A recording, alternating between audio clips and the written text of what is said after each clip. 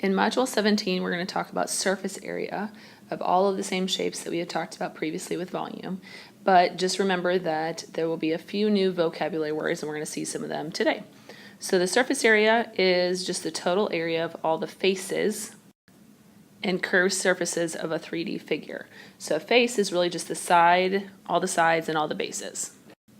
One of the new vocabulary words we're going to talk about is a lateral face. So a lateral face is in this prism right here is not the bases, but it's the part in blue, so it's around the outsides. So it's the parallelograms formed by connecting the corresponding vertices of the bases that are, so that means that we are looking at all of these blue rectangles going up and down, so we'd add all those together. And in the formula, it's part of our formula as well.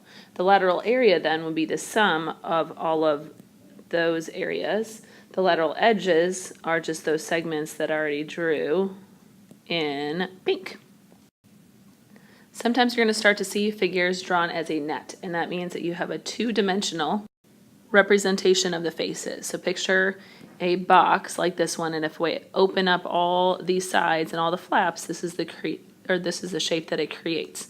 So this is the base overall, so our large rectangle on the bottom, and then we have one of the sides that connects it, and then the other base right there, and then these would be the other two flaps like the front and back, and then this would be the flap on the far left side.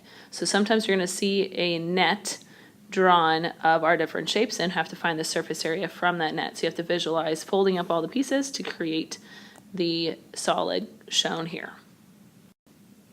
Here are the two problems that we're going to go through and do. So one is going to be a prism, the other one will be a cylinder. So again, just like before, you need to be able to label your prism and label your cylinder and identify which ones they are.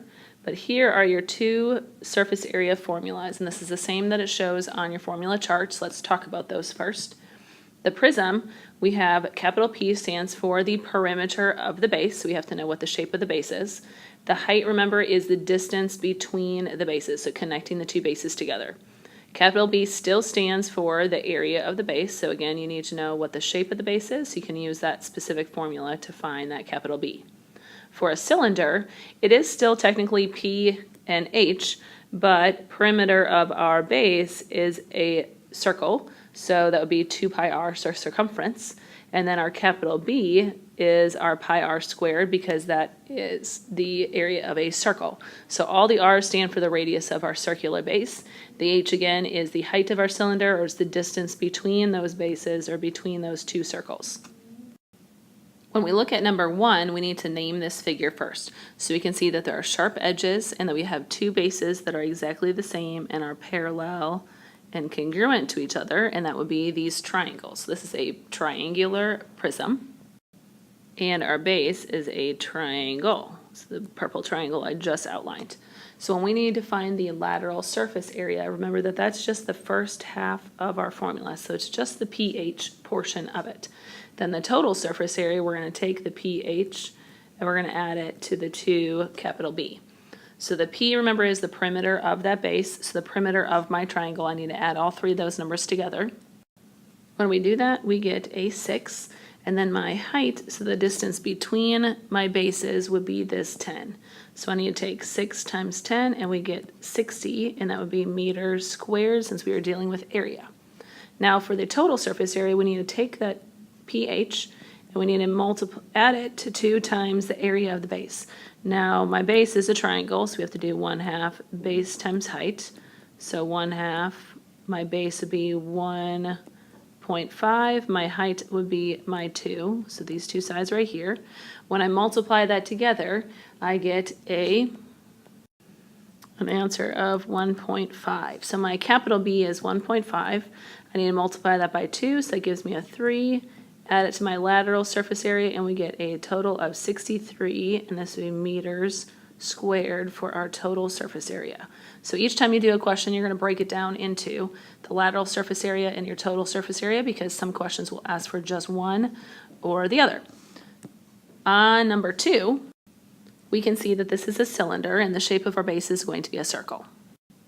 Some of the things you're going to see on your worksheets is we're still going to ask for the P and the H and then your total surface area, so it's still going to break it down. Now remember, the p is the perimeter of our base, so that'd be the 2 pi r portion of our equation.